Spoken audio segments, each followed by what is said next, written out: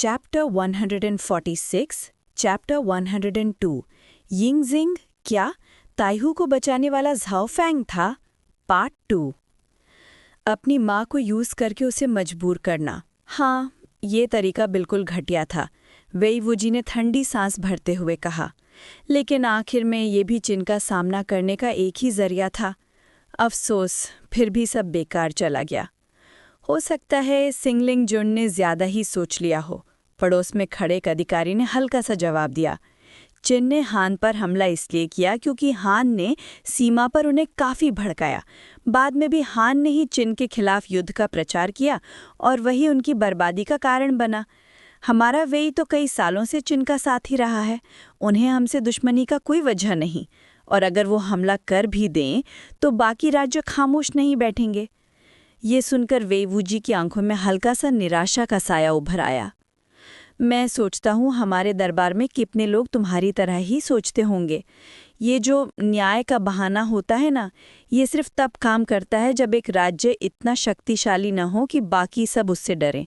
पर जब एक देश इतना बड़ा शेर बन जाए कि उसे किसी की परवाह न हो, तब ये बहाना सिर्फ एक खोखला लफ्ज़ बनकर रह जाता है। हमारे वेई के लिए चिन एक पहाड़ जैसा राक्षस बन चुका है। अगर चिन ने हम पर हमला कर दिया तो हम मुश्किल से ही टिक पाएंगे। इसलिए हमारी सबसे बड़ी सोच ये होनी चाहिए कि हम उन्हें कोई भी बहाना ना दें, तभी दूसरे राज्य हमारी मदद के लिए खड़े हो पाएंगे। लेकिन अगर हमने उन्हें एक भी वजह दे दी तो बाकी राज्य भी हाथ खड़े कर देंगे। काश, वेई वुजी की आंखों में दर्द साफ छलक रहा था। काश जब हान का राजा पहली बार मदद मांगने आया था तभी मैं सेना भेज देता, झाओ का जवाब का इंतजार न करता। शायद हान बच जाता और चिन के सामने एक और राज्य टिक सकता। अब वो बूढ़ा हो रहा था, जीवन में कुछ ही साल बचे थे और उनकी सारी तमन्ना बस इतनी थी कि अपने जीवित रहते हुए वेई को चिन के हाथों बर्बाद होता न देखना पड़े। एक वक्त था जब कई बड़े राज्य मिलकर चिन का सामना करते थे, पर वक्त बदल चुका था। अब सब चिन से डरते थे। एकजुट होने का दौर खत्म हो चुका था। उनकी बात सुनकर उनका साथी चुप हो गया। झाओ किंग का क्या हाल है? वेई वुजी ने पूछा। राजकुंवर को सूचना देना चाहता हूँ, उस अधिकारी ने तुरंत जवाब दिया। वेई नदी पर तैनात जनरल काओ ने बताया है कि फासला ज्यादा होने की वजह से और जहाज़ों की बिचाओं से वो देख नहीं पाया। न ये पता चल पाया कि झाओ फैंग पकड़ा गया, मरा गया या जिंदा भाग निकला। वो मिनिस्टर झाओ अगर मर जाए तो हमारे लिए तो खुशी की बात होगी, वेई वुजी ने ठंडी कठोर आवाज में कहा। अधिकारी हैरान रह गया। राजकुंवर, आप तो हमेशा उनके साथ बड़े अच्छे से बातें करते थे, वो भी आपका काफी सम्मान करता था। अगर वो मर जाए तो हमारे वेई के लिए बुरा ही होगा ना? गुआका एक छोटा मन रखता लालची आदमी है। मैं उससे इसलिए मिलता था क्योंकि झाओ का राजा उस पर विश्वास करता है, बस। सच तो यह है कि वो एक चापलूसी करने वाला आदमी है जिसे सिर्फ पैसा और लाभ की पड़ी रहती है। अगर वो मर जाए तो झाओ का दरबार फिर से लियानपोर झाओ ई की सुनने लगेगा और ये हमारे वेई के लिए बेहतरीन होगा। ये अधिकारी उनका सबसे विश्वस्त पात्र था, इसलिए वेई वुजी बिना झिझक सच बोल दिया। सच्ची बात तो यह है कि वॉरिंग स्टेट्स के 4 महान लॉर्ड्स में से एक होने का मतलब ही था कि वेई वुजी की नज़र बहुत दूर तक जाती थी। गुआकाई वाकई छोटा आदमी ही था। राजकुंवर की सोच सच्ची है। अधिकारी ने तुरंत सम्मान से हाँ भर दी। चिन के वेई सिटी वाले कैंप का क्या पता चला? वेई वुजी ने मुद्दे पर लौटकर पूछा। अधिकारी ने एक बैम्बू स्लिप निकालकर प्रणाम करते हुए पेश किया। राजकुंवर, ये वेई सिटी से भेजी गई सैनिक रिपोर्ट है। वेई वुजी ने तुरंत उसे खोला। झाओ फैंग, वो धीरे से बोलते हुए भौएं तनते हैं। तो वो वेई सिटी की रक्षा कर रहा है? वांगजेन हमारे वेई से काफी सावधानी बरत रहा है। राजकुंवर, झाओ फैंग तो सिर्फ किस्मत वाला आदमी है, आप उसे इतनी अहमियत क्यों दे रहे हैं? वेई वुजी ने उसकी तरफ देखकर कहा। तुम जानते हो ना कि पुराने राजा ने तुम्हें मेरे पास क्यों भेजा था? प्रजा को नहीं पता राजकुंवर, वेईबो ने विनम्रता से जवाब दिया। तुम भी वेई के शाही कुंवर हो, राजा के छोटे भाई और मेरे भांजे। मैं बूढ़ा हो चुका हूँ, ज्यादा साल नहीं बचे। वेई ने अभी 3 साल ही राज किया है और उसे अभी भी मेरी ज़रूरत पड़ती है। पुराने राजा ने तुम्हें जवानी में ही मेरे साथ रखा ताकि मैं तुम्हें तैयार कर सकूं, ताकि तुम कल के वेई का सहारा बन सको। दुनिया बदल चुकी है वेइबो, चिन मजबूत है, बाकी सब कमज़ोर। पुरानी साजिश है, मिलकर रोकना, गठबंधन बनाना, सब खत्म हो चुका है। तुम इतने साल से मेरे साथ हो, तुम्हें पता होना चाहिए चीज़ों को कभी ऊपर ऊपर से मत देखो। जैसे ये झाओ फेंग, तुम इतने साल से मेरे साथ हो, बताओ तुम्हें उसके बारे में क्या पता है? हमारी जानकारी के मुताबिक झाओ फेंग पहले चीन की लॉजिस्टिक आर्मी का एक साधा फौजी था। किस्मत से उसने बाओ युआन के बेटे को मार दिया और तभी थोड़ा ऊपर बढ़ दिया। फिर एक और किस्मत, उसने जनरल बाओ युआन को भी मार दिया। फिर उसे चीन की मेन कॉम्बैट यूनिट में भेज दिया गया। असलियत में तो वो सिर्फ एक भाग्यशाली आदमी है। अगर उसे बाओ युआन और उसके बेटे से टकरार ना होती तो आज भी वो फौजी समाल ढोने वाला डंडा ही करता होता। ये सुनकर वेई वुजी ने गहरी निराशा से सर हिला दिया। बस यही देख पाते हो तुम, उसकी किस्मत? हाँ, उसकी किस्मत अच्छी थी, पर तुम उसकी क्षमता नहीं देख पाते। बाओ युआन ने 8,000 विशेष सैनिकों को लेकर यांग सिटी में छिपकर रात का अचानक हमला करने का सोचा था। उनका लक्ष्य था चीन की सप्लाई लाइन को काट देना, हान को कुछ साल और जीने देना। ये एक जोखिम भरी प्लानिंग थी, पर ज़रूरी भी। अगर सफल होती, हान की आयु और बढ़ जाती। चैप्टर 147, चैप्टर 102, यिंग ज़ेंग, क्या टाइहो को बचाने वाला झाओ फेंग था? पार्ट 3। सिटी के बाहर तैनात लॉजिस्टिक्स आर्मी, जिसमें 10,000 से ज़्यादा लोग नहीं थे, उनका सामना बाओ युआन की इलीट सेना से हो ही नहीं सकता था। फिर भी अंजाम क्या हुआ? सिर्फ झाओ फेंग के लीडरशिप में लॉजिस्टिक्स आर्मी के हजारों सैनिक बाओ युआन की हान के इलीट सोल्जर्स के साथ खून से भरी लड़ाई लड़ गए। पीछे हटने का सवाल ही नहीं हुआ। बाओ युआन का पूरा प्लान फेल हो गया और आखिर में बाओ युआन खुद झाओ फेंग के हाथों मारा गया। उसके बाद ये नौजवान अपने शांत स्वभाव को पीछे छोड़ दिया। उसने हान के कई शहरों पर कब्जा किया, हान की राजधानी जीत ली और हान के राजा को भी पकड़ लिया। ये सिर्फ किस्मत से हो सकता था क्या? तुम अगर उसकी जगह होते क्या कर पाते? वेई वुजी ने अपने भांजे से पूछा। ये सुनकर वेइबो चुप हो गया, अपने विचार में खो गया। कुछ पल बाद उसने सिर हिला दिया। मैं नहीं कर पाता। वेई वुजी की आंखों में हल्का सा संतोष का झलक आ गया। अच्छा है, तुम समझ रहे हो। ये नौजवान पहला बहादुर और शक्तिशाली है, दूसरा एक महान कमांडर है, तीसरा जैसे तुमने कहा इसकी किस्मत अद्भुत है, पर ये इसकी सबसे कम महत्वपूर्ण क्वालिटी है। कितना अफसोस है, उसने आगे कहा। काश ये हमारे वेई में पैदा होता। अगर ये हमारा होता तो मैं इसे अपना सीधा शिष्य बना देता, अपनी विरासत सौंप देता। तब ये वेई को मेरी जगह सुरक्षा दे सकता। किन के पास इतनी किस्मत क्यों है? वेई वुजी की आवाज में हल्का सा कड़वाहट था।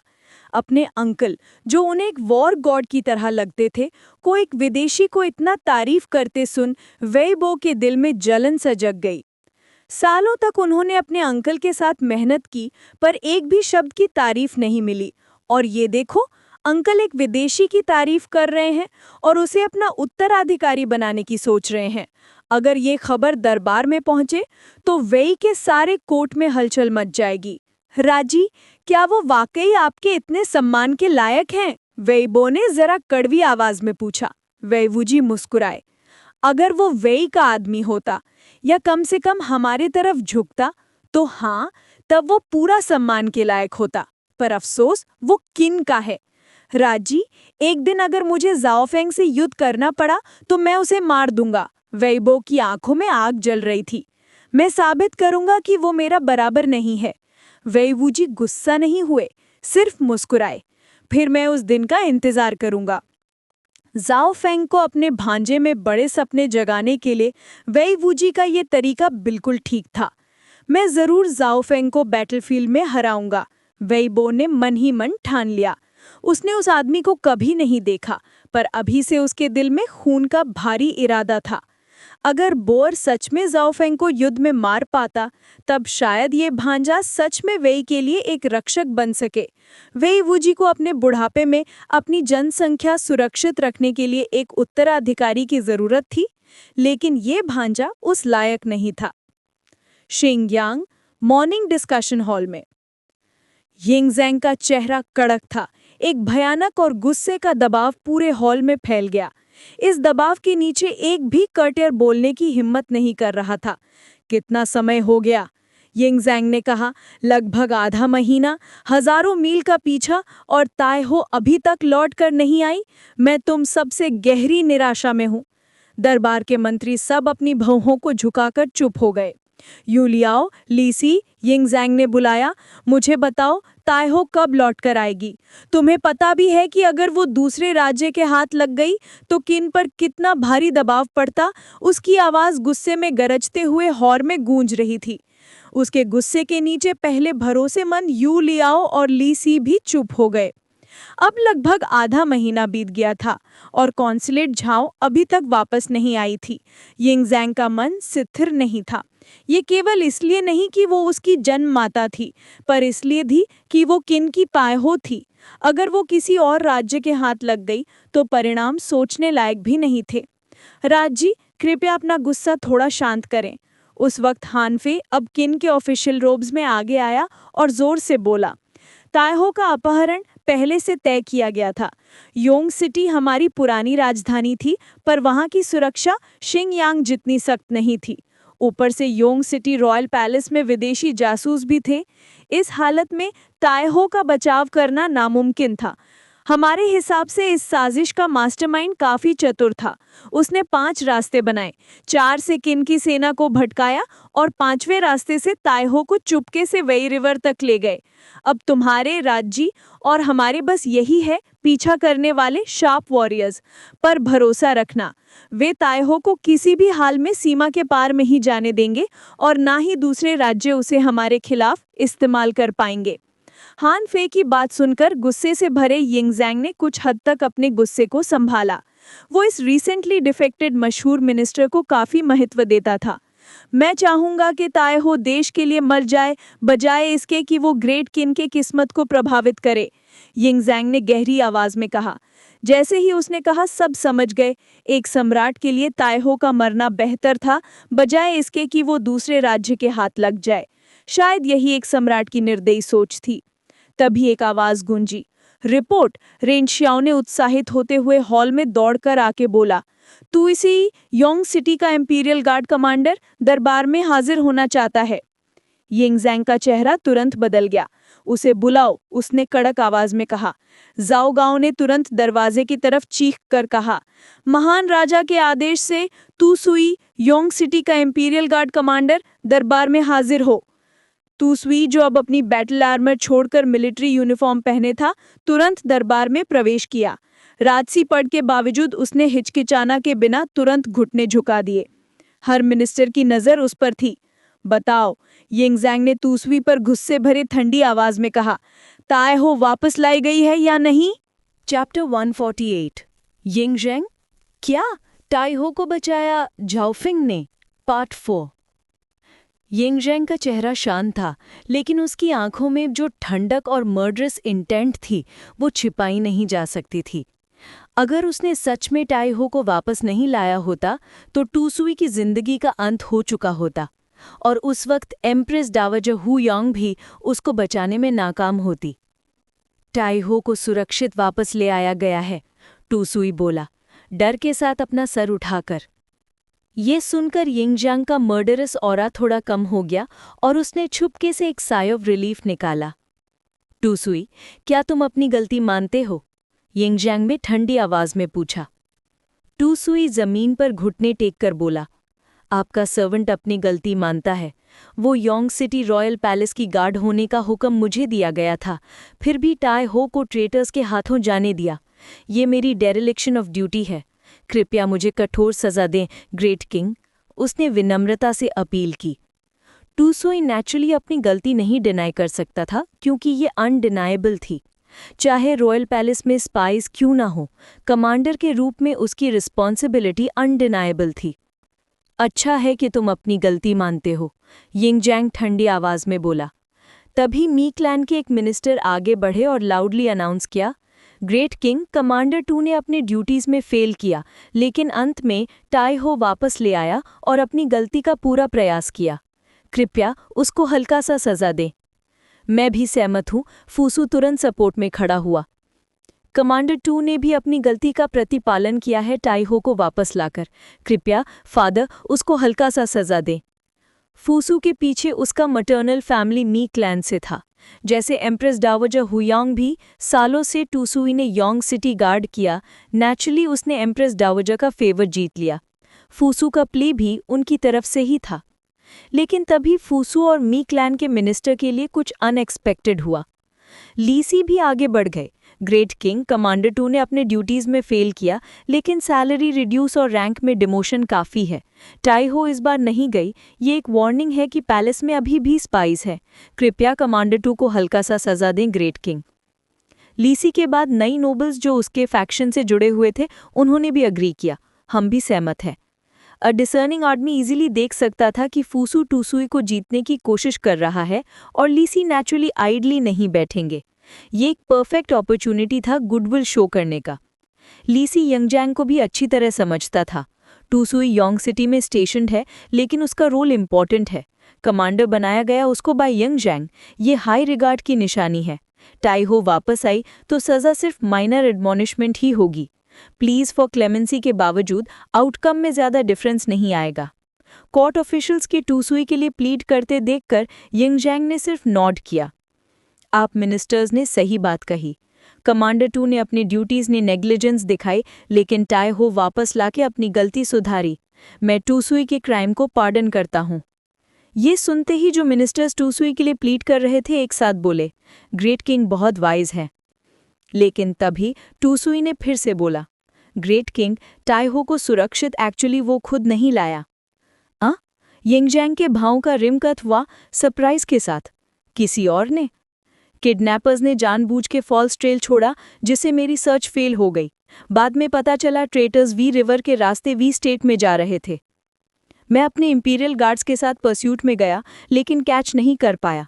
जैसे ही ट्रेटर्स वी टेरिटरी क्रॉस करने वाले थे, मैंने सोचा क्या टाइहो परमानेंटली चली गई। टूसुई बोलते हुए थोड़ी देर के लिए रुक गया। उसकी आंखों में लिंगरिंग फियर दिखा। कोर्ट मिनिस्टर्स उसकी सडन पॉज से स्टार्टल्ड हो गए। कमांडर 2, टाइहो को एग्जैक्टली किसने रेस्क्यू किया?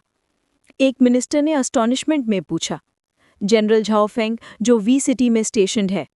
टूसुई लाउडली बोला। एंड में टूसुई अपना क्रेडिट ले सकता था। सिर्फ शार्प वॉरियर्स को जीतने की जरूरत थी। इन्वेस्टिगेशन के बावजूद किसी को पता नहीं चलता, क्योंकि सिर्फ झाओफेंग के ट्रस्टेड एड्स वहां थे। लेकिन टूसुई इतना पेटी आदमी नहीं था। इस बार कॉन्स्यूबाइन झाओ वापस लाते ही वो झाओफेंग का इंडेटेड हो गया था। ये लाइफ सेविंग फेवर था, सिर्फ उसके लिए नहीं, सारे योंग सिटी इंपीरियल गार्ड्स के लिए।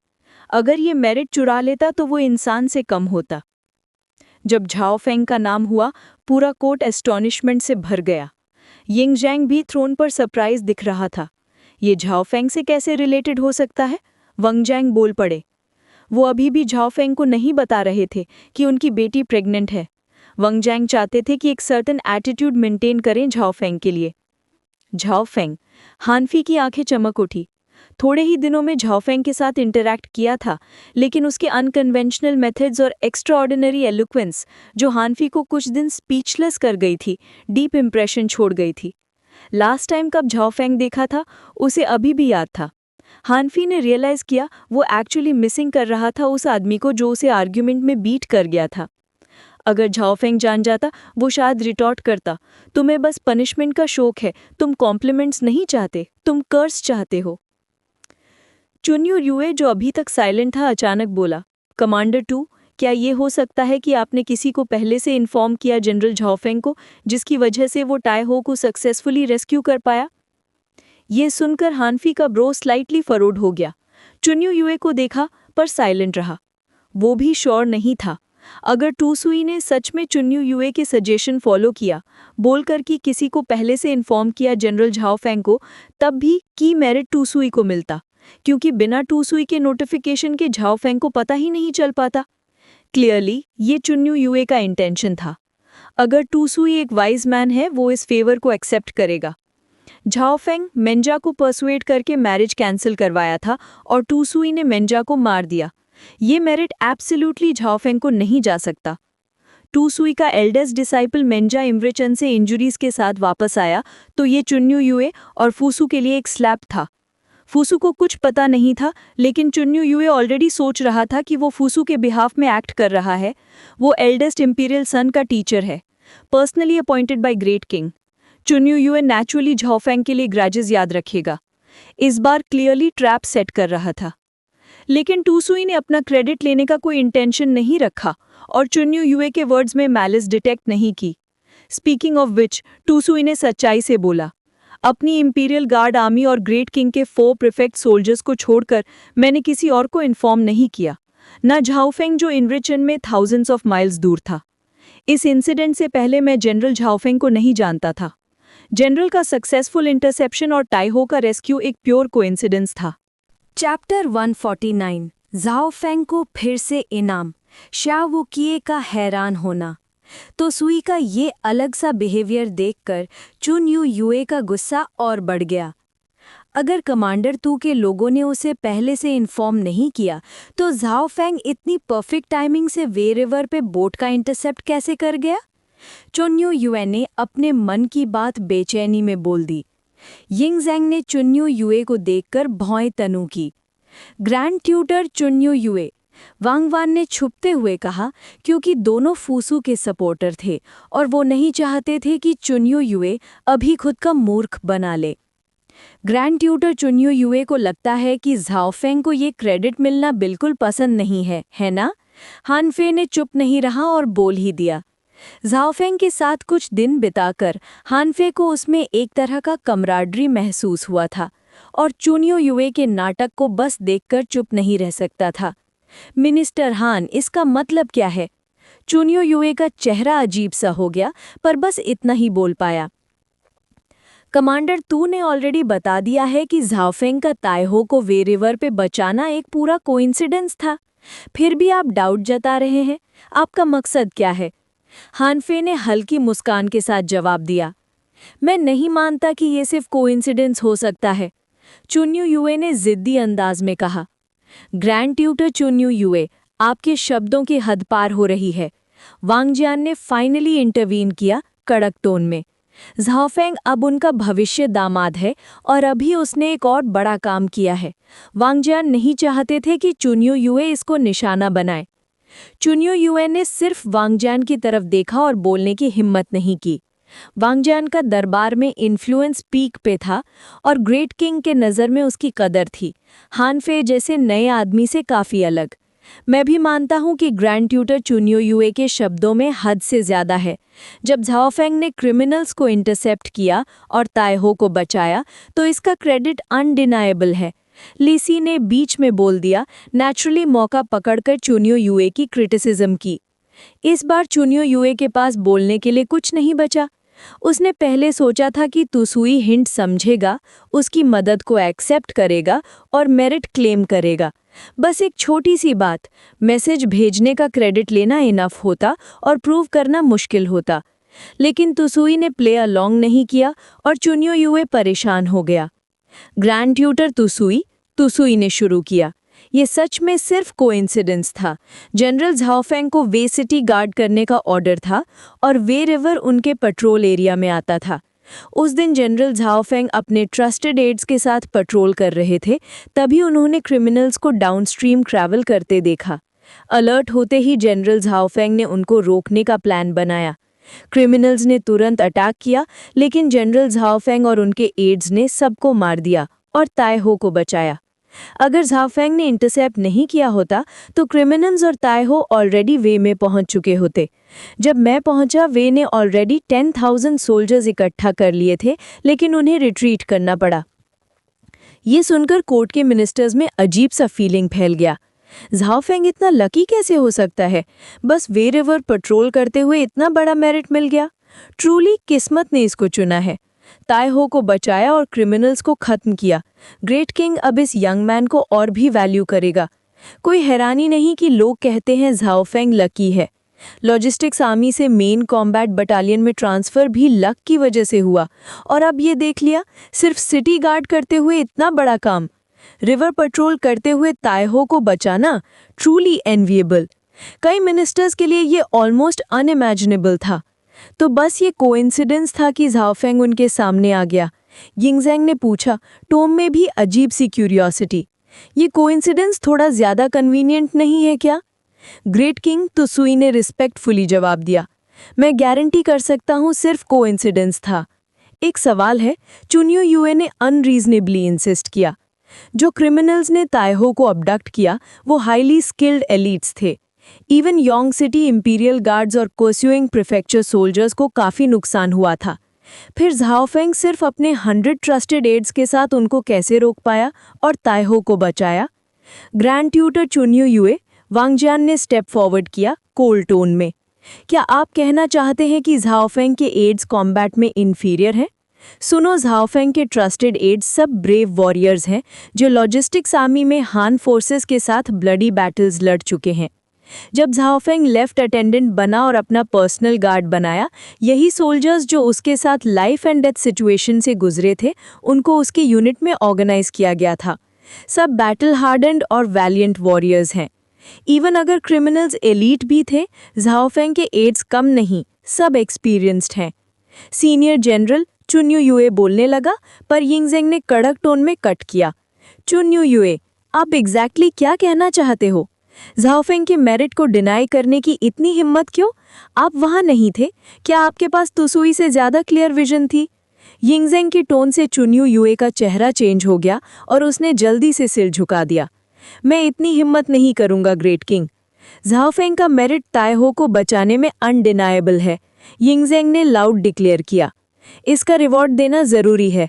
ग्रेट किंग वाइज है, मिनिस्टर्स ने एक साथ बोल दिया। ताइहो को बचाने के लिए रिवॉर्ड न मिले, ये कैसे हो सकता है? ड्राफ्ट डिक्री तैयार करो, यिंगज़ेंग ने तुरंत ऑर्डर दिया। रॉयल फैमिली को बचाने के मेरिटोरियस सर्विस के लिए झाओफेंग को एक रैंक प्रमोट किया जाए, राइट अटेंडेंट। साथ ही 500 move fertile land, 1000 gold pieces, 100 Z articles, 100 servants और 10 स्पिरिट पिल्स दिए जाएं। ग्रेट किंग वाइज है, मिनिस्टर्स ने नेचुरली लाउड प्रोक्लेमेशन की। अब झाओफेंग को ताइहो को बचाने का पूरा मेरिट मिल गया। चुन्यू युए के अलावा, जो क्लियरली टेंशन में था, बाकी सब स्मार्ट थे और आर्ग्यू नहीं किया। लेकिन जब झाओफेंग खुद वो 10 स्पिरिट पिल्स देखेगा जो किंग ऑफ पिन के रिवॉर्ड के लास्ट में लिस्टेड है, शायद वो भी स्पीचलेस रह जाए। चैप्टर 150, झाओफेंग को फिर से इनाम, शाओ कुए का हैरान होना, पार्ट 2। इस एरा में स्पिरिट पिल को एक असली डिवाइन दवाई माना जाता था। ये ना सिर्फ दिमाग को तेज कर सकता था, बल्कि मोहब्बत के मामले में भी मदद करता था। पैलेस कोर्ट में इसे सच में एक मिराक्युलस एलिक्सर कहा जाता था, लेकिन झाओफेंग की नज़र में ये जहर था और वो इसका हिस्सा लेना बिल्कुल भी नहीं चाहता था। तो सुई, योंग सिटी रॉयल पैलेस के गार्ड करने में आपकी लापरवाही के लिए आपको एक रैंक से गिरा दिया जाता है और आपकी सैलरी 1 साल के लिए रोक दी जाती है। ये सुनते ही तुसुई ने डीपली बाउ किया। ग्रेट किंग के महान दया के लिए धन्यवाद। ये पनिशमेंट एक्चुअली एक मर्सी का काम था और तुसुई अंदर से शुक्रगुजार था। वो समझ गया था कि ग्रेट किंग इतनी लीनियंट इसलिए हैं क्योंकि ताइहू का रेस्क्यू सक्सेसफुल हो गया, वरना वो एक अनफॉरगिवेबल डेथ सेंटेंस फेस करता। इसलिए तुसुई का दिल झाओफेंग के प्रति और भी ज्यादा ग्रैटिट्यूड से भर गया। Reporting to the great king, Tusui ने फिर से बोला, इस सबऑर्डिनेट के पास एक बात है रिपोर्ट करने के लिए। बोलो, यिंगज़ेंग ने कहा। रेडर्स के इंसिडेंट के बाद मैं महसूस करता हूं कि मेरी abilities Yong city royal palace को गार्ड करने के लिए काफ़ी नहीं है। इसलिए मैं रिक्वेस्ट करता हूं कि मुझे मेन बैटल कैंप्स में ट्रांसफ़र किया जाए ताकि ज़्यादा एक्सपीरियंस मिले और मैं ग्रेट किंग की बेहतर सेवा कर सकूं। ज़मीन पर घुटनों के बल तुसुई ने डिटर्मिनेशन के साथ प्ली किया। मैं रिक्वेस्ट करता हूं कि मुझे वे सिटी भेजा जाए जनरल झाओफेंग के अंडर सर्व करने के लिए और उसके साथ मिलकर किन और ग्रेट किंग के लिए लड़ूं। ये सुनते ही यिंगज़ेंग ने तुसुई को थॉटफुली देखा। थोड़ी देर के बाद उसने हाँ कर दिया। तुम्हारी कन्विक्शन इतनी स्ट्रांग है तो यही सही है कि मैं तुम्हारी इच्छा पूरी करूं। तुम्हें आधा महीना दिया जाता है अपने फैमिली अफेयर्स सेटल करने के लिए। उसके बाद तुम वे सिटी जाओगे और वन जैंग का पोस्ट अस्यूम करोगे। इस सबऑर्डिनेट को ग्रेट किंग की महान दया के लिए शुक्रिया। तो सुई ने सिर्फ झुक करके फ्लोर को सलाम किया। वन जैंग, यिंगजेंग ने बुलाया और उसकी तरफ देखा। ये सबऑर्डिनेट यहाँ है। वन जैंग ने तुरंत जवाब दिया। जनरल झाओ फेंग के पास 5 वन जैंग है, सही है? डेप्यूटी जनरल के कमांड में 5 वन जैंग होते हैं, तो जनरल झाओ फेंग के पास भी 5 वन जैंग है, लेकिन उसका कमांड थोड़ा अलग है।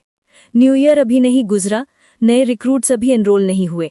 जनरल झाओ फेंग ने नए रिक्रूट्स नहीं लिए, बल्कि 30,000 सरेंडर्ड सोल्जर्स को रीऑर्गेनाइज किया। टोटल फोर्स 60,000 से ज्यादा है, लेकिन सिर्फ 5 वन जैंग है। वन जैंग ने तुरंत जवाब लिया।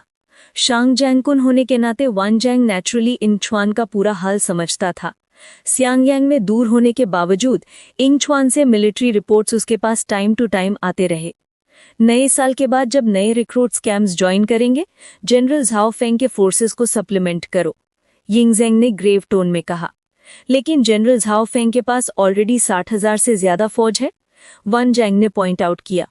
उनमें से 30,000 सरेंडर्ड सोल्जर्स हैं, यिंगजेंग ने स्टर्नली कहा, आईज में सीरियस फ्लैश के साथ। झाओ फेंग का पेनाल बटालियन का प्रपोजल इम्प्लीमेंट हो सकता है, लेकिन हमें इन सरेंडर्ड सोल्जर्स से कॉशियस रहना होगा। हमारे डाके ने लीड सोल्जर्स को उन पर एब्सोल्यूट कंट्रोल मेंटेन करना होगा, ताकि अगर वो बिट्रे भी करें, हमारे पास उन्हें सप्रेस करने की पूरी ताकत हो। ये सुनकर वान जैंग ने तुरंत सर हिला दिया। इस सबऑर्डिनेट को समझ आ गया। तो उसुई जनरल झाओ फेंग के अंडर वान जैंग के तौर पर सर्व करेगा और किसी को ट्रांसफर करने की जरूरत नहीं। उसकी प्लेसमेंट वो खुद डिसाइड करेगा। यिंगजेंग ने डिक्लेयर किया। एक सिंपल सेंटेंस ही यिंगजेंग के झाओ फेंग के लिए हाई रिगार्ड को रिवील करता था। तो उसुई 5,000 से 10,000 के कमांड में जा रहा था, लेकिन कोर्ट में काफी लोग इसे डिमोशन समझते थे।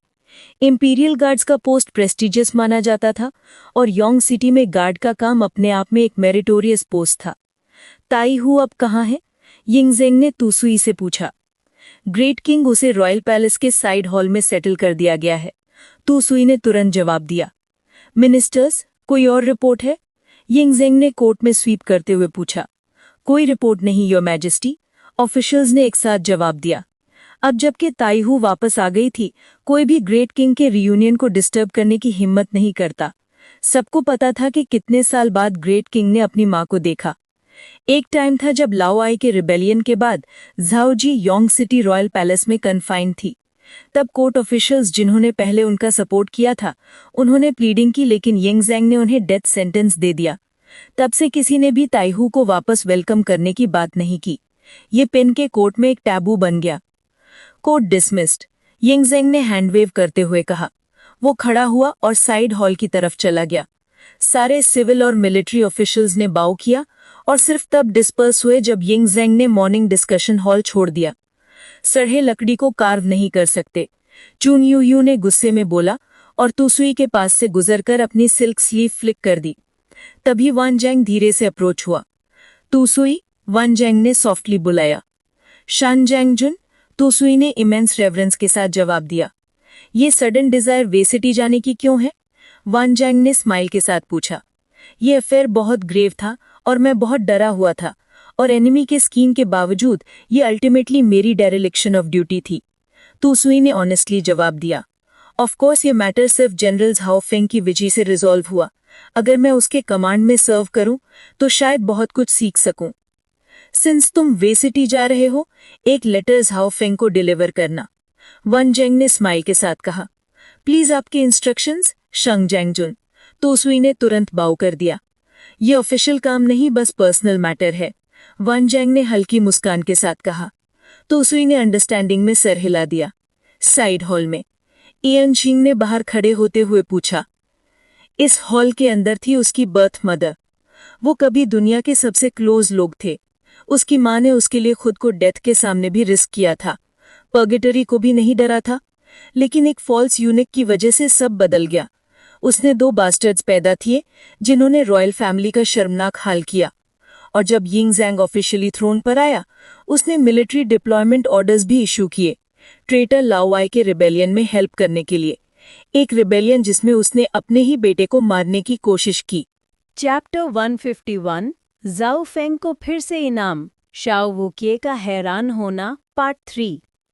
यिंग ज़ेंग के लिए उसका दिल इमोशंस के तूफान में था। वो एक ऐसा इंसान था जिसमें मोहब्बत गहरी चलती थी। कैसे वो अपने बचपन का माँ बेटा का रिश्ता भूल सकता था? लेकिन जिस इंसान पर उसने सबसे ज्यादा भरोसा किया था, उसकी बिट्रेल की याद हर बार सोचने पर हद तक दर्द देती थी। अब जब वो इतनी करीब थी, यिंग ज़ेंग का दिल गहरी हेजिटेशन से भर गया। वो उसे देखना चाहता था, लेकिन डर रहा था। वो उसे देखना चाहता था, लेकिन नफरत से भरा था। यिंग ज़ेंग ग्रैंड हॉल के बाहर खड़ा था। डजन्स ऑफ अटेंडेंट्स घुटनों के बल झुके हुए थे। कोई भी एक शब्द बोलने की हिम्मत नहीं करता। ज़ाओ गाओ उसके पीछे खड़ा था, बिल्कुल चुप। थोड़ी देर के बाद यिंग ज़ेंग ने फैसला किया और हॉल के दरवाजों से अंदर कदम रखा।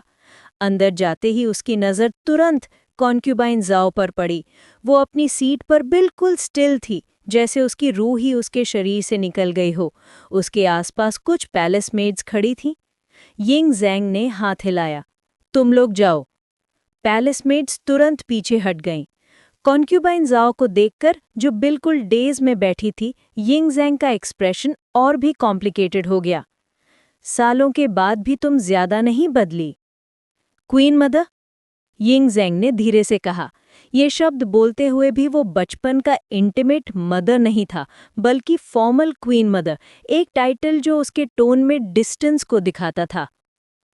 उसकी आवाज़ सुनते ही कॉन्क्यूबाइन ज़ाओ के एक्सप्रेशनलेस चेहरे पर इमोशंस की लहर दौड़ गई। जब उसकी आंखें यिंग ज़ेंग पर पड़ी, वो डर, गुस्से और नफरत से भर गई। तुमने मेरे बच्चों को मार दिया। मैं तुम्हें मार दूंगी, मैं तुम्हें मार दूंगी। कॉन्क्यूबाइन ज़ाओ पागल होकर यिंग ज़ेंग की तरफ लूंगी। उसका चेहरा इंसेन हेट्रेड से ट्विस्टेड था, जैसे किसी पागल डीमन की तरह। वो अपने ब्लड के लिए नहीं, बल्कि एक इरिकंसाइलेबल फो के लिए अटैक कर रही थी। कॉन्क्यूबाइन ज़ाओ जैसे ही चार्ज की, यिंग ज़ेंग ने डॉज नहीं किया। उसकी आंखों में अब भी डिसअपॉइंटमेंट थी।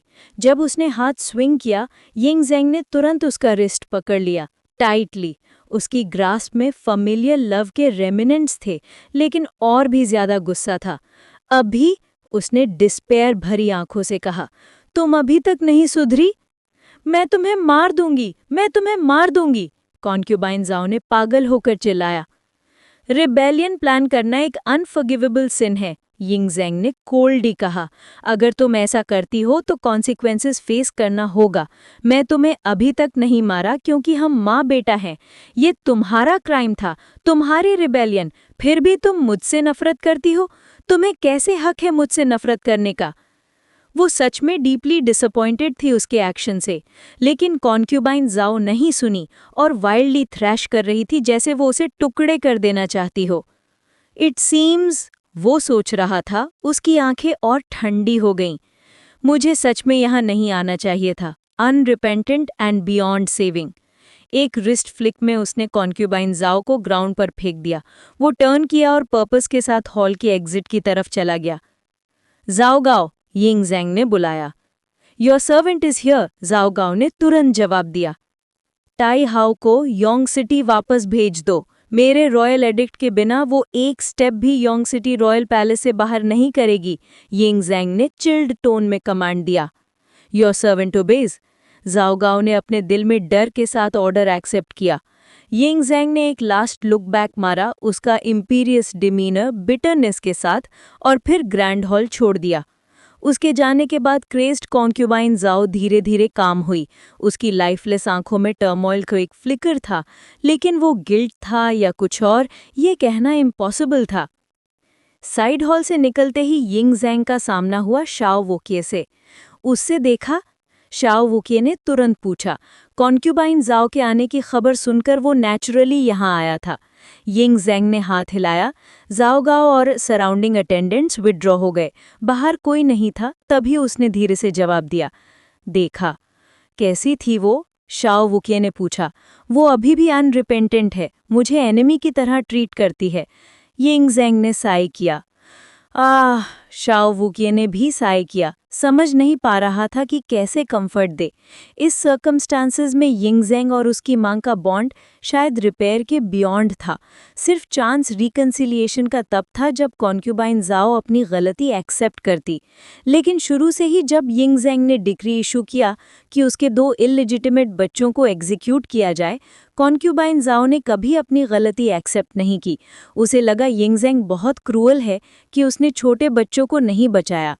लेकिन जो लोग इवेंट्स फर्स्ट हैंड देख चुके थे, जैसे शाओ वूके, वो सच जानते थे। लाओ आई के कैप्चर के बाद दोनों यंग बॉयज भी कस्टडी में लिए गए।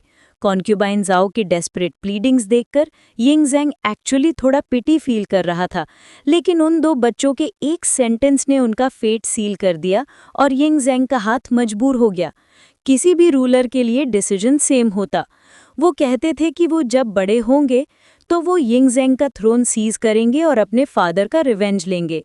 वो थ्रोन को अपना समझते थे। ये आइडिया अटली लाफेबल था। 2 bastards daring to aspire to king's throne. End में सिर्फ लाओ आई ही डिल्यूजन में नहीं था, कॉन्क्यूबाइन ज़ाओ भी। उसकी स्टेटस उसके बेटा से थी, बेटा की स्टेटस उससे नहीं थी। 2 बास्टर्ड्स बिना रॉयल ब्लड के और थ्रोन का सपना, ये अब्सर्ड था। एक एरा में जहां रॉयल अथॉरिटी सिर्फ ब्लड लाइन पे डिपेंड करती थी, ग्रेट किन कभी लाओ आई को टॉलरेट नहीं करता, चाहे वो सक्सेसफुली पैलेस स्टॉर्म भी कर लेता। किन की रॉयल लिनिएज प्योर होनी चाहिए, ये ओल्ड किन पीपल का अनशेकेबल बिलीफ था। इसलिए जब लाओ आई ने रिबेलियन की, यिंगज़ेंग ने रॉयल एडिक्ट यूज करके ज़ियान यांग के लोगों को बुलाया टू सप्रेस ट्रेटर्स। किन के काउंटलेस लोग उठे और रिबेल्स को एनाइलेट किया। अगर लाओ आई मिलिट्री फोर्स से थ्रोन सीज भी कर लेता तो पूरे किन का स्टेट अपराइजिंग होता और final result annexation by other kingdoms था। ये आउटकम बस एक फैंसीफुल जोक था।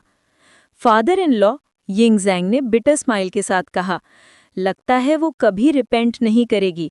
मैंने थोड़ा होप रखा था लेकिन गलत था। सो बी इट, शाओ वूके ने हेड शेक करते हुए कहा। मैंने सोचा कि सालों बाद वो चेंज हो गई होगी। लगता है मैंने ज़्यादा एक्सपेक्ट किया। मैं जाऊंगा उसे देखने, हम कभी अक्वेंटेड थे। शाओ वूके साइड हॉल की तरफ गया। अंदर जाते ही उसने कॉन्क्यूबाइन ज़ाओ को फ्लोर पर स्लम्प्ड डेज में देखा। कॉन्क्यूबाइन ज़ाओ, उसकी आवाज़ सुनते ही वो डेज में अपना सिर टर्न किया। उसे देखते ही फियर की एक फ्लैश उसकी आंखों में आई। ये मेरी गलती नहीं थी, मैंने नहीं मारी, वो टेरर में श्रीक की। शाओ डूंगर जाओ, जाओ। क्लियरली शाओ वूके को देखकर ट्रॉमेटिक मेमोरी ट्रिगर हो गई। शाओ वूके का ब्राउ फरो हुआ, वो तेजी से उसके साइड गया। क्या कहा तुमने? मैंने नहीं मारी। वो ट्रेम्बल करते हुए पीछे हिलती उसे देख रही थी। डोंगर डेड है? शाओ वूके की आंखें वाइड हो गईं। कॉन्क्यूबाइन ज़ाओ के फ्रैगमेंटेड वर्ड्स से शाओ वूके ने समझा इम्प्लिकेशन। मेरी बेटी मर गई, यही उसका मतलब था। मैं नहीं, वो रिपीट करती रही, शायद अवेयर भी नहीं थी। बाहर हॉल में शाओ वूके के रेज्ड वॉइस सुनकर यिंगज़ेंग तेजी से वापस आया। उसने सुना, मैं नहीं, और वो पूरी तरह बैफल्ड हो गया। शाओ वूके की आंखें रेड हो गईं, लेकिन आखिर में उसने अपने आप को रिस्ट्रेन किया। उसने कॉन्क्यूबाइन ज़ाओ का हाथ छोड़ा और कलेक्ट करते हुए कहा, कोई बात नहीं। यिंगज़ेंग ने शॉक में उसे देखा। मैं अभी आया ही हूँ, लेकिन पता है ये सिंपल नहीं है। मैं फादर इन लॉ का कैरेक्टर जानता हूँ। शाओ वूके इतना एजिटेटेड सिर्फ ट्रिवियल बात पे नहीं होता। Are you sure? यिंगज़ेंग ने अनकन्विंस्ड पूछा। कोई बात नहीं, शाओ वूके ने स्ट्रेन्ड स्माइल के साथ इंसिस्ट किया। ओवरथिंक मत करो, तुम्हारी माँ वो सच में पागल हो गई है। सिर्फ वो जानता था उस स्माइल के पीछे की बिटरनेस। यिंगज़ेंग ने कॉन्क्यूबाइन ज़ाओ को देखा, फिर शाओ वूके को, फिर चुप रहा। फादर इन लॉ, यिंगज़ेंग ने कहा, जो इस बार अबडक्ट किया उसे ज़ाओ स्टेट के लोग थे। कॉन्स्पिरेटर्स पकड़े गए हैं और मुझे अभी भी उनका इंटेरोगेशन करना है। अगर तुम्हें कुछ पूछना हो तो अभी पूछ लो। मुझे पूछना कुछ नहीं, शाओ वूके ने फेंट स्माइल के साथ कहा और अपना कंपोजर मेंटेन किया। इंटेरोगेशन आगे करो। ये देखकर यिंगज़ेंग ने सर हिलाया और वापस जाने के लिए टर्न किया। ऑर्केस्ट्रेट की गई है प्राइम मिनिस्टर गुकाई के द्वारा। लीसी और यूलियाओ एक दूसरे को देखकर सरप्राइज्ड हुए। गुकाई, वो आदमी सच में स्कीम कर सकता है। मैंने सुना है वो सिर्फ यान के फेवर से प्राइम मिनिस्टर बना। कहते हैं वो टैलेंटलेस वर्चुअलेस कावर्ड है जो डेथ से डरता है। वो किन के खिलाफ ऐसा कुछ प्लान करेगा? शायद हमने उसकी ऑडेसिटी अंडर एस्टिमेट की, लीसी ने ऐड किया। किंग ऑफ किन ने अपने ऑफिशियल्स को धीरे से देखते हुए कहा, वो सच में एक ट्रेचरस स्काउंड्रल है, जैसे तुम दोनों ने कहा, विदाउट टैलेंट या वर्च्यू। उसे मारना पॉइंटलेस है। असल में उसे जाओ स्टेट में रहने देना फ्यूचर में किन के लिए एक यूजफुल पॉन बन सकता है। यूलियाओ समझ गया। योर मेजेस्टी का मतलब है गुकाई को कंट्रोल करना ताकि वो जाओ स्टेट में किन का मोल बन जाए। आदमी वेल्थ और पावर का भूखा है और डेथ से सबसे ज्यादा डरता है। बहुत इजी है कंट्रोल करना। जब तू सुई ने उसे वापस लाया तो उसने समझा कि गुकाई की आइडेंटिटी रिवील करना ह्यूज स्टर क्रिएट करेगा, इसीलिए चुप रहा। जाओ स्टेट को पता भी नहीं कि गुकाई किन के कंट्रोल में है। तुम दोनों मेरी इंटेंशन समझ गए? समझ गए, लीसी और यूलियाओ ने एक साथ कहा। ये गुकाई जरूर किन के काम आएगा। जाओ और हैंडल करो, रिजल्ट्स जल्दी लाओ। Your servants take their leave. Lisi और यूलियाओ ने झुके और ग्रैंड हॉल से बाहर चले गए। तुसुई के वे सिटी जाने के बाद योंग सिटी रॉयल पैलेस के लिए एक नया इंपीरियल गार्ड कमांडर चाहिए होगा। और सिर्फ योंग सिटी रॉयल पैलेस ही नहीं, शानयांग रॉयल पैलेस में भी थोड़ा क्लीन अप का टाइम आ गया था। थोड़ी देर बाद यिंगजेंग ने बुलाया, जाओ घाओ। Chapter 153, many more days of life. Xianyang proclamation prison. Guo Kai एक सॉलिटरी सेल में डिटेन था। प्रिजनर का ड्रेस पहना, चेहरा पैनिक से भरा हुआ था। पूरी जर्नी में एंग्जाइटी पीक पर थी क्योंकि वो जानता था कोई अच्छा नसीब उसका इंतजार नहीं कर रहा। चाहे वो पास्ट ट्रांसग्रेशंस हो, जैसे यांग किंग जेंग ऑफ किन को बुली करना जाओयान के साथ, या रीसेंट एम्प्रेस डावजर का अबडक्शन, यिंगजेंग कभी फॉरगिव नहीं करेगा। ये कांस्टेंट टेरर गुकाई को विजिबली गॉन्ट कर चुका था। तभी कुछ प्रिजन गार्ड सेल के बाहर आए और डोर अनबोल्ट किया। सडन नॉइज से गुकाई झटके में आया। गार्ड्स को एंटर करते देखकर वो स्टैमर कर रहा था। वह व्हाट इज इट, क्या हो रहा है? उसका एक्सप्रेशन क्लियरली टेरिफाइड था। तिंगवे के ऑर्डर से हम यहाँ तुम्हें इंटेरोगेशन के लिए ले जा रहे हैं, एक प्रिजन गार्ड ने कोल्डली कहा। बिना और शब्द के 2 गार्ड्स आगे आए, गुकाई को उठाया और सेल से बाहर ड्रैग करना शुरू कर दिया। मुझे छोड़ दो, मुझे छोड़ दो, गुकाई पैनिक में चिल्लाया। स्ट्रगल फ्यूटाइल थी। जल्द ही वो मेन हॉल में लाया गया। लीसी सीट ऑफ ऑनर में था, यूलियाओ उसके लेफ्ट में। गुकाई जैसे ही लाया गया, एक गार्ड ने चिल्लाया नी, और गुकाई के पैर नीचे से किक कर दिए। वो फ्लोर पर गिर गया। गुकाई, लीसी ने कोल स्नीयर के साथ कहा, जाओ का ग्रैंड प्राइम मिनिस्टर, मुझे नहीं लगा मैं आपसे यहाँ मिलूंगा। तिंगवे, गुकाई ने प्लीड किया, फेस फुल ऑफ टेरर, मैं जाओ का प्राइम मिनिस्टर हूँ। अगर आप मुझे हार्म करेंगे, जाओ गुस्सा हो जाएगा। मुझे वापस भेज दे, मैं इटर्नली ग्रेटफुल रहूंगा। मैं इंश्योर करूंगा कि जाओ और किन हमेशा पीस में रहें। गुकाई, लीसी ने स्नीयर करते हुए कहा, क्या तुम्हें नहीं लगता ये थोड़ा लेट हो गया? मिनिस्टर ली, गुकाई अभी भी फ्रैंटिक, तुमने किन में इन्फिल्ट्रेट किया और एम्प्रेस डावजर को अबडक्ट किया। तुम्हें पता होगा क्राइम की ग्रेविटी। किंग के ऑर्डर से मैं तिंगवे यहाँ तुम्हारे सिंस का जजमेंट देने आया हूँ। एम्प्रेस डावजर को अबडक्ट करना अनफॉरगिवेबल ऑफेंस है। किन के बॉर्डर्स में वॉर वेज करना, लोगों का स्लॉटर और सोल्जर्स की डेथ्स, ये बिहेडिंग का क्राइम है। इन दोनों क्राइम्स के लिए मैं गुकाई को चैरियट से टोन अपार्ट की पनिशमेंट देता हूँ, इफेक्टिव इमीडिएटली। डॉक्यूमेंट लाओ और उससे अपना मार्क लगवाओ। Yes my lord. कई गार्ड्स तुरंत मूव हुए। एक ने गुकाई को पिन डाउन किया, दूसरे ने उसका हाथ पकड़ा, तीसरे ने बैम्बू स्लिप और रेड इंक लाया।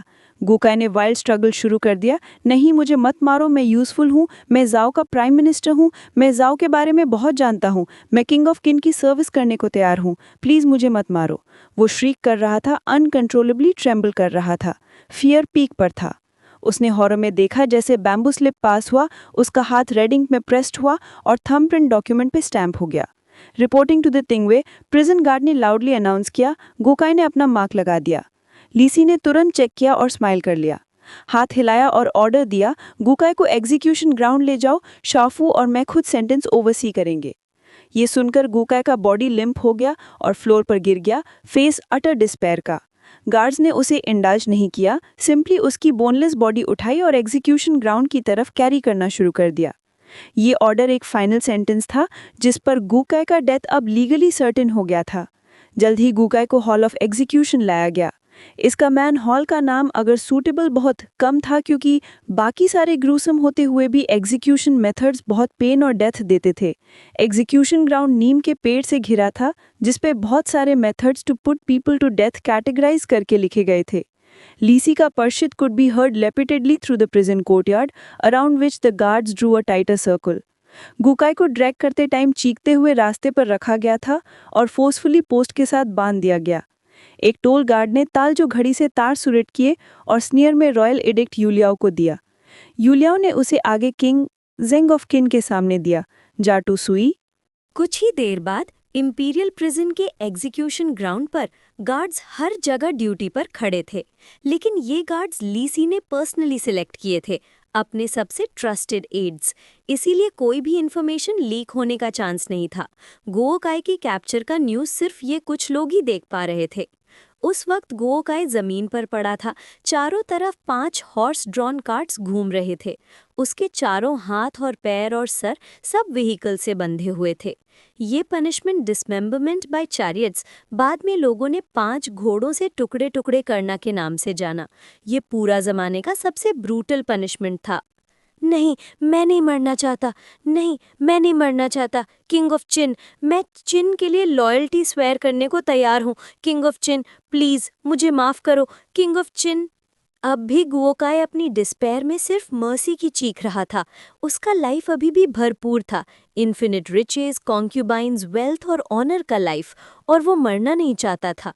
गुओकाई, तुम्हारे क्राइम्स कभी माफ नहीं किए जा सकते, लीसी की आवाज ने गुनगुनाया। टिंगवी के ऑर्डर से तुम्हें डिसमेंबरमेंट के थ्रू एग्जीक्यूट किया जाएगा। सेंटेंस तुरंत कैरी आउट करो, लीसी ने डिक्लेयर किया, एक टोकन गुओकाई की तरफ फेंककर। टोकन जमीन पर गिरते ही गुओकाई और भी फ्रैंटिक हो गया। नहीं, मुझे मत मारो। नहीं, मैं नहीं मरना चाहता। तिंगवी, तिंगवी, ली, किंग ऑफ चिन, प्लीज मुझे बता लो, मैं नहीं मरना चाहता। गुओकाई अनकंट्रोलेबली टेम्बल कर रहा था, इतना टेरिफाइड कि वो अपने आप पी कर दिया, नीचे पडल बन गया। डेथ से पहले का ये मोमेंट सबसे टेरिफाइंग था। लीसी और यूलियाओ एक दूसरे को देखा और हल्का सा स्माइल कर लिया। ये स्केयर गुओकाई के सोल तक पहुंच गया था। अब लीसी समझ गया कि टाइमिंग परफेक्ट है। एक हाथ हिलाते ही कुछ गार्ड्स ने गुओकाई के रोप्स अनटाई किए। गुओकाई अब भी स्ट्रगल कर रहा था, अनअवेयर कि वो फ्री हो गया है। गुओकाई, तुम्हारी डेथ से डर एक प्राइम मिनिस्टर की डिग्निटी के बिल्कुल भी लायक नहीं है। लीसी और यूलिया गुओकाई के पास चले, लीसी मॉकिंग टोन में बोलते हुए। गुओकाई, जो इतना स्कैर्ड था कि बोल भी नहीं पा रहा, आंखें खोलकर दोनों को देखा। वो बिल्कुल मिजरेबल लग रहा था, फेस पर आंसू और ट्राउजर्स पे डार्क स्टेन के साथ। एक प्राइम मिनिस्टर के लिए ये पोजीशन और डिग्निटी इनक्रेडिबली ऑनरेबल होती है। नॉर्मली इस रैंक वाले लोग अपनी डिमीनर कभी नहीं खोते। एग्जीक्यूशनर के ब्लेड के सामने भी उनकी डिग्निटी इंटैक्ट रहती, लेकिन गुओकाई का बिहेवियर बिल्कुल अलग था। एक कावर्ड जो सिर्फ डेथ से डरता है, अपनी डिग्निटी बिल्कुल नहीं दिखाता। पूरी दुनिया में शायद सिर्फ गुओकाई ही ऐसा था। गुओकाई को देखकर यूलियाओ बोला, तुम सच में चिन के लिए सर्व करने को रेडी हो, ग्रेट किंग के लिए? मैं सच में रेडी हूँ। इस क्रिटिकल जंक्चर पर गुओकाई कैसे रिफ्यूज कर सकता था? लाइफ सेव करना ही सबसे जरूरी था। वेरी वेल, यूलियाओ ने ऐड किया, बस तुम जाओ स्टेट के सीक्रेट्स डिस्क्लोज करो और लॉयल्टी प्लेज साइन करो, ग्रेट किंग तुम्हें एमनेस्टी देंगे। मैं रेडी हूँ, अभी बोलूंगा। गुओकाई ने तुरंत नोट किया। गुड, लीसी में सेटिस्फैक्शन के साथ स्माइल किया। ये स्केयर सिर्फ गुओकाई को चिन के लिए सर्व करवाने के लिए था, और ये सर्विस नेचुरल थी, लेवरेज के साथ, ताकि वो ओबे करे। अगर वो बाद में जाओ स्टेट वापस भी जाए, डरेगा डिसोबे करने से, क्योंकि गुओकाई जैसे पेटी आदमी के लिए लॉयल्टी सिर्फ एक जोक थी। बाद में इंपीरियल प्रिजन के मेन हॉल में लीसी ने गुओकाई को कुछ ब्लैंक सिल्क मैन्युस्क्रिप्ट्स दिए और कहा, प्राइम मिनिस्टर गुओ, जितने सीक्रेट्स तुम्हें जाओ स्टेट के पता है उन्हें लिखो, अपने बारे में भी, और फाइनली एक सिल्क मैन्युस्क्रिप्ट लिखो जिसमें तुम चिन के लिए अपनी लॉयल्टी प्लेज करो। इन समरी जो भी तुम लिखोगे, अगर तिंगवी और शाओफू को सेटिस्फाई करे, हम दोनों ग्रेट किंग से तुम्हारा पार्डन पिटिशन करेंगे।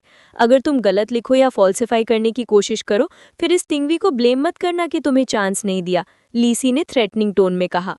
मैं अच्छे से लिखूंगा, मैं अपनी पूरी जान से चिन के लिए सर्व करूंगा, गुओकाई ने बार बार नोट किया। वो अभी एग्जीक्यूशन ग्राउंड से बचकर आया था, चैरियट से टुकड़े होने से कुछ सेकंड्स पहले। अब जब जिंदा था तो लाइफ और भी प्रेशियस थी, उसके लिए सरवाइव करना ही सबसे ज़रूरी था। लॉयल्टी का सीन बाद में। राइट देन लीसी ने हाथ हिला के सीट पर बैठ गए। टाइम बीत गया। 2 घंटे से ज़्यादा बाद गुओकाई ने फाइनली राइटिंग कंप्लीट की और लीसी और यूलियाओ ने तुरंत चेक किया। कौन सोच सकता था इतने सारे हिडन अफेयर्स जाओ स्टेट में होते हैं, यूलियाओ ने स्माइल करते हुए कहा। अगर गुओकाई नहीं होते तो हम कभी नहीं जानते ये सब। इंडीड, लीसी भी हंस के बोला।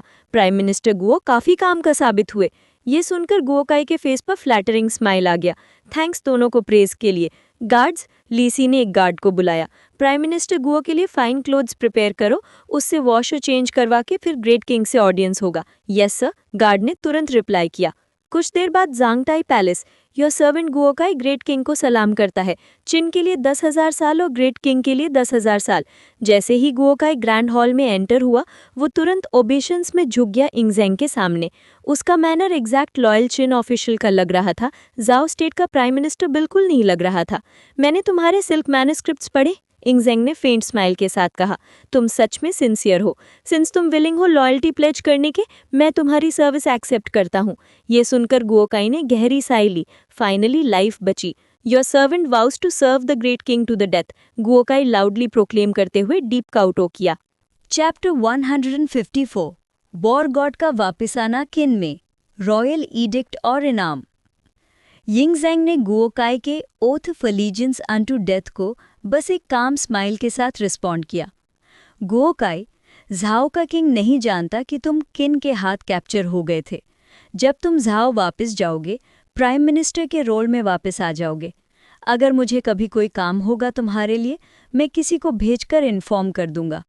तुम चाहो तो एक्ट भी मत करना, लेकिन अगर तुम रिफ्यूज़ करोगे तो मैं तुम्हारे सीक्रेट्स और वो सिल्क मैन्युस्क्रिप्ट जिसमें तुमने अलीजेंस प्लेज किया है, पब्लिक कर दूंगा। उस केस में झाओ तुम्हें कभी टॉलरेट नहीं करेगा, यिंगजेंग ने गुओकाई को देखते हुए फर्म टोन में कहा। ये सुन के गुओकाई का दिल हिल गया। वो परफेक्टली समझ गया कि अब उसका कोई रास्ता नहीं बचा। अगर ये सब एक्सपोज हो गया तो झाओ का किंग कभी भी उसे माफ़ नहीं करेगा। सिर्फ स्टेट सीक्रेट्स लीक नहीं किए, किंग ऑफ झाओ के पर्सनल इंडल्जेंसेस और शेडी डीड्स भी लिखे गए थे, जैसे क्राउन प्रिंस झाओई की पोजीशन को सीज करने का प्लान। सब कुछ लिखा हुआ था। अगर ये सब फैला तो सिर्फ गुओकाई नहीं, पूरी झाओ रॉयल फैमिली भी शेम और ह्यूमिलिएशन फेस करेगी। अपनी सिचुएशन फुल्ली समझ के गुओकाई रिस्पेक्टफुली बोला, this servant swears undying loyalty to the great king. Ying Zheng ने थोड़ी पर्सुएसिव स्माइल के साथ ऐड किया, ऑफ कोर्स तुम मुझे सर्व करते रहो, मैं एक प्रॉमिस कर सकता हूँ।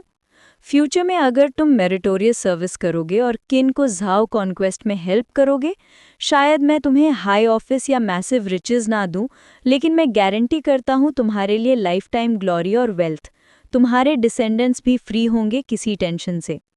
ये सुन के गुओकाई का दिल खुश हो गया। ग्लोरी और वेल्थ वही था जो वो चाहता था, और जब तक वो उसे पा रहा सब कुछ वर्थ इट था। I will die 10,000 deaths for you, Guo Kai ने एक्साइटेड होकर बाव किया। यूचिंग, इंश्योर करो कि गुओकाई वापस झाओ स्टेट भेजा जाए, लेकिन उसका रिटर्न कंस्पिक्यूअस नहीं होना चाहिए। लगना चाहिए जैसे वो बेरली बचकर आया हो।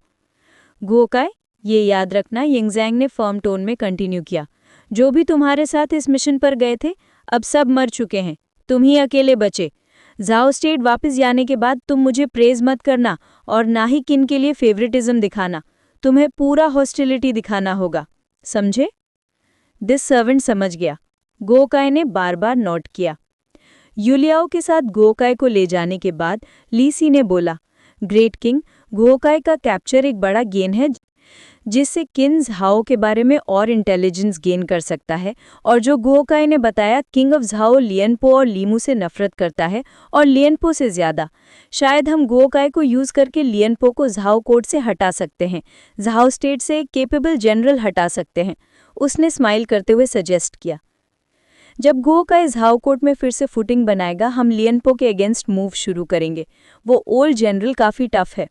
यिंगजेंग ने नॉड किया। सबसे अर्जेंट काम अभी झाओ स्टेट के साथ अलायंस फॉर्म करना है। ये किंग ऑफ झाओ के रियर के वरीज सॉल्व करेगा और उसे यान पर अटैक करने के लिए इनकरेज करेगा। ली सी ने ऐड किया, ये काम अभी भी केयरफुल प्लानिंग मांगता है। टाइम बीत गया। वेरी सिटी, बॉर्डर पे लोकेटेड वेरी सिटी, जो वेरी रिवर के साथ बना हुआ था, काफ़ी प्रॉस्परस था। यहाँ मर्चेंट्स का डेडिकेटेड डॉक था और पॉपुलेशन 1 लाख से ज़्यादा थी, काफ़ी मर्चेंट्स। सिटी के अंदर एक टैवर्न था, इमॉर्टल्स लिकर हाउस, जो सिर्फ 10 दिन से ओपन था। शुरू में क्वाइट था, लेकिन अब हर वक्त पैक्ड रहता था। माई एस्टीम्ड गेस्ट, मेरी तरफ से सिंसियरेस्ट अपॉलॉजीज, टैवर्न का शॉपकीपर बोला, वाइट स्माइल के साथ बाव करते हुए। तीनों फ्लोर्स फुल हैं, पता नहीं कब टेबल खाली होगा, लेकिन अगर वाइन घर ले जाने के लिए चाहिए वो अवेलेबल है। डैम, आज भी नो टेबल्स? शॉपकीपर एक्सपैंड नहीं कर सकते? ये तीनों फ्लोर्स कितने लोगों को होल्ड कर सकते हैं? बिल्कुल एक्सपैंड करो, तुम्हारे टैवर्न का वाइन पूरे वेरी रिवर में फेमस है और फूड पेयरिंग्स भी एक्सीलेंट है। और वाइन सेल करो हर दिन, मैं पिछले कुछ दिन से आ रहा हूँ, अभी तक वाइन नहीं ले पाया हूँ। मोर ब्रू करो, तुम्हारा वाइन इतना फ्रेग्रेंट और पोटेंट है, टॉप शेल्फ स्पिरिट है। अरे तुम तो हाफ भी नहीं जानते, हमारे पास डबल डिस्टिल्ड वाइन है, 300 कॉइन्स पर पॉट, लेकिन वो 1000 कॉइन्स वाला इंटॉक्सिकेशन और भी बेस्ट है, बस मेरे लिए थोड़ा एक्सपेंसिव। और 1000 कॉइन्स वाला भी सिर्फ स्टार्टिंग है, सुनने में आया है कि 5000 कॉइन्स तक का वाइन भी है, और बेस्ट का नाम है immortals nectar, house treasure of immortals liquor house, 100 gold coins per pot. Imagine taste. लोग लाइन में अपनी कंप्लेंट्स शॉपकीपर को बोल रहे थे, लेकिन उनका अफेक्शन टैवर्न के वाइन्स के लिए अनडिनाएबल था। सिर्फ 10 दिन में इमॉर्टल्स लिकर हाउस का वाइन पूरे वेरी रिवर के वाइन लवर्स का दिल जीत चुका था, और वेरी रिवर के मेजर कमर्शियल वाटरवे होने की वजह से टैवर्न की रेपुटेशन आगे चलकर और स्प्रेड होगी। मैं सब सजेशंस नोट कर लिया हूँ, प्रोडक्शन इंक्रीज करवा दूंगा, प्लीज़ ऑर्डरली क्यू में रहिए, अभी भी वाइन परचेज के लिए काफ़ी है। ये थ्राइविंग बिजनेस देखकर शॉपकीपर खुद भी खुश था। Inner room, 2nd floor, immortals लेकर हाउस। हानेसी एक्साइटेडली झाओफंग को देखते हुए बोला, माय लॉर्ड, बिजनेस काफ़ी एक्स्ट्रॉर्डिनरी चल रहा है, तुम इमेजिन नहीं कर सकते कि सिर्फ 10 दिन में एक टैवर्न ने कितना कमाया है। टेल मी, झाओफंग मुस्कुराते हुए बोला, ये एक टैवर्न सिर्फ 10 दिन में 700 गोल्ड कॉइन्स अर्न कर चुका है। शायद विंटर के आने की वजह से स्ट्रॉन्ग लिकर की डिमांड हाई है, लोग वार्मथ के लिए ज़्यादा पी रहे हैं, इसलिए वाइन इतनी अच्छी सेल हो रही है। हानेसी एक्साइटेडली ऐड किया। चैप्टर 155, वॉर गॉड का वापस आना किन में, रॉयल एडिक्ट और इनाम। ज़ाओ फेंग का चेहरा भी मुस्कान से भर गया। दुनिया में बहुत लोग वाइन के शौकीन हैं, अभी हमारे पास सिर्फ एक टैवर्न है, लेकिन जब इमॉर्टल्स लिखा हाउस पूरे देश में खुलेगा तो रोज़ 1000 गोल्ड कमाना कोई मुश्किल काम नहीं होगा। कंग्रेचुलेशंस मास्टर, हांसी तुरंत बोला, अब से आपको यांटिंग के खर्चे की चिंता करने की ज़रूरत नहीं है। अब से यांटिंग के लिए रिक्रूटमेंट इंक्रीज करो। रिक्वायरमेंट्स 11 साल या उससे छोटे, जेंडर का कोई रिस्ट्रिक्शन नहीं, कुछ हिडन ट्रेनिंग लोकेशन सिलेक्ट करो। फाइनल नंबर्स 3 साल के अंदर 4000 एलीट यानकोट सीक्रेट एजेंट्स ट्रेन करो। यानकोट सीक्रेट एजेंट्स के अलावा सीक्रेटली ब्रूअर्स, ब्लैकस्मिथ्स, स्वॉर्डस्मिथ्स रिक्रूट करो, जो भी टैलेंट वाला हो। नंबर्स तुम डिसाइड कर सकते हो। दिस सर्वेंट समझ गया, हांसी ने तुरंत जवाब दिया। साथ ही बाकी टैवर्न्स का ओपनिंग भी स्पीड अप करो। जितनी भी फंडिंग और ब्रूअरी की प्रोडक्शन कैपेसिटी हो, नई ब्रांचेस खोलते रहो। पर जैसे जैसे इमॉर्टल्स लेका हाउस का फेम बढ़ेगा, चैलेंजेस भी आएंगे। लोग हमारी फॉर्मूला के लिए लालची होंगे, शायद चोरी तक का सहारा लें। तुम्हें बहुत कॉशियस रहना होगा, ज़ाओ फेंग ने warning the. Master please rest assured, सिर्फ ये सर्वेंट ही कंप्लीट फॉर्मूला जानता है। ब्रूअर्स को पूरा रेसिपी नहीं पता। हर बैच जो बाहर जाती है वो डाइल्यूटेड है। अगर चोरी हो भी गई, फॉर्मूला कभी नहीं मिलेगा। In any case proceed with caution. Future में हान श्वांग को बोलो कुछ डार्क गार्ड्स ब्रूअरी के आसपास रखने के लिए। अगर कोई इंट्रूड करे, किल कर देना, ज़ाओ फेंग ने कोल्डली कहा। ये इमॉर्टल्स लिका हाउस ज़ाओ फेंग का मनी मेकर था और वो कभी नहीं चाहता था कि कोई इस पर हाथ डाले। दिस सर्वेंट समझ गया, हांसी ने तुरंत नोट किया। तभी दरवाजे पर नॉक हुआ। मास्टर, ज़ांग मिंग रिस्पेक्टफुली रिपोर्ट किया। मिलिट्री से एक मैसेज आया है, किंग ऑफ सियानियांग का एनवॉय यहाँ है। मैं तुम्हें इमॉर्टल्स लिका हाउस का फुल चार्ज दे रहा हूँ। जाओ फेंग ने ये आखिरी इंस्ट्रक्शन दिया, हांसी को फुल अथॉरिटी देकर, और वहां से निकल गया। मिलिट्री बैरक्स के अंदर एक imperial guard distinct battle armour में असेंबली हॉल के बाहर वेट कर रहा था। जाओ फेंग के सारे जनरल्स ऑलरेडी वहां गैदर्ड थे। किंग ऑफ सियानयांग का रॉयल एनवॉय आया है। इस जनरल ने आपका दूर से वेलकम नहीं किया। Please forgive my transgression. जाओ फेंग ने स्ट्राइड करते हुए कप्ड फिस्ट सल्यूट के साथ बोला। जाओ फेंग को देखकर रॉयल एनवॉय, जो खुद भी इंपीरियल गार्ड का सेंचुरियन था, स्माइल करते हुए बोला, जनरल जाओ बिजी है मिलिट्री अफेयर्स में, कैसे आप गलत हो सकते हैं? मैं यहाँ रॉयल डिग्री से आया हूँ, स्पेसिफिकली आपको रिवॉर्ड देने। जाओ फेंग के दिमाग में एक थॉट आया, लुक्स लाइक ताइहाओ रेस्क्यू का रिवॉर्ड आया है। प्रमोशन रैंक में नहीं भी हो तो नोबिलिटी का लेवल जरूर बढ़ेगा। जाओ फेंग नेचुरली थोड़ी गेसेस लगा चुका था। डेप्यूटी जनरल से direct general promotion almost impossible था। ताइहाओ रेस्क्यू के लिए भी मेन जनरल की वैकेंसीज नहीं थी, तो ये डेफिनेटली नोबल रैंक इंक्रीज ही था। मीनवाइल जाओ टुआ, टेन थाओ और बाकी 3 generals totally perplexed.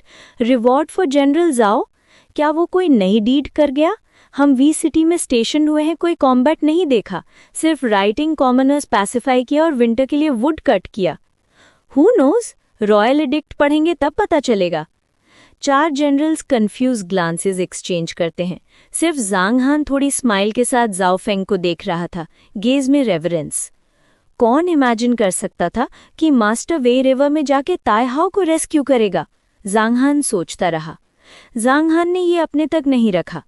4 perplex generals को देखते हुए थोड़ी स्मग स्माइल के साथ बोला, जनरल्स, जाओ फेंग ने वे रिवर पर बहुत बड़ा काम किया है, इसलिए ग्रेट किंग रिवॉर्ड दे रहे हैं।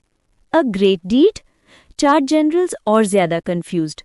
तभी रॉयल एनवॉय सियानयांग ने स्क्रोल प्रोड्यूस किया, होल्ड करके अनाउंस किया, royal addict from the king of kin. ये वर्ड सुनते ही सब, इंक्लूडिंग जाओ फेंग, इमीडिएटली बाउ कर गए। हम आपके सब्जेक्ट्स, रॉयल एडिक्ट का हम हम्बली इंतजार करते हैं, सबने इंटोन किया।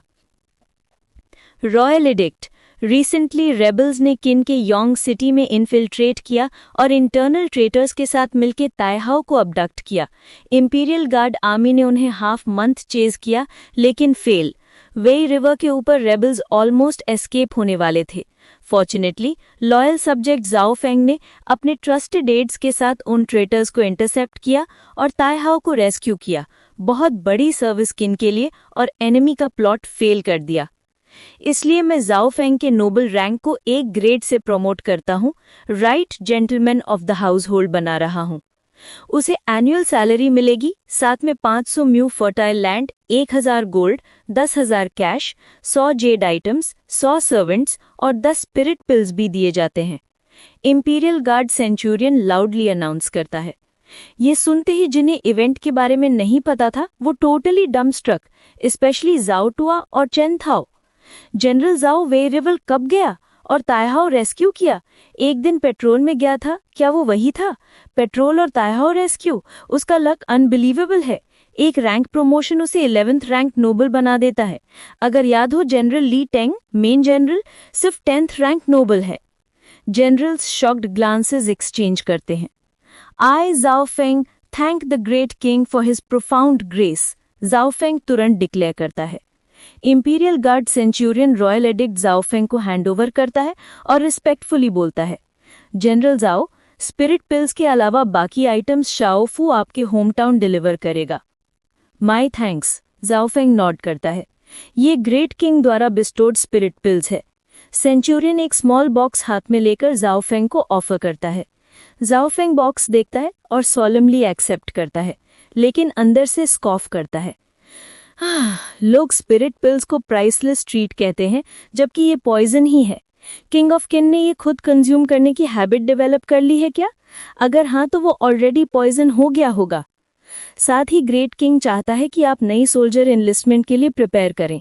आशा है आप किन के लिए ग्रेट मेरिट्स कंटिन्यू करेंगे। जाओ फेंग एक्सप्रेशन सीरियस करता है। Please convey to the great king, मैं अपनी पूरी कोशिश किन के लिए करूंगा। रॉयल एडिक्ट डिलीवर हो गया, मैं अपना फेवल लेता हूँ। सेंचुरियन स्माइल के साथ कप्ड फिस्ट सल्यूट करता है। Respectfully seeing of the envoy, जाओ फेंग रिप्लाई करता है, बाओ और सल्यूट रिटर्न करते हुए। इंपीरियल गार्ड आर्मी के जाने के बाद जाओ फेंग टर्न करता है। जांग हान फर्स्ट अप्रोच करता है। कॉन्ग्रेचुलेशंस जनरल, प्रमोशन के लिए। कॉन्ग्रेचुलेशंस जनरल जाओ। चेनथाओ और जाओ टुआ बाकी जनरल्स भी कॉन्ग्रेचुलेट करते हैं। नो नीड, जाओ फेंग स्माइल के साथ रिप्लाई करता है। ये अचीवमेंट बस एक लक का स्ट्रोक था। जाओ टुआ और बाकी 3 generals complex mix of emotions feel करते हैं। सिर्फ वे रिवर पेट्रोल करके ताइहाओ को रेस्क्यू करना, ट्रूली अनबिलीवेबल।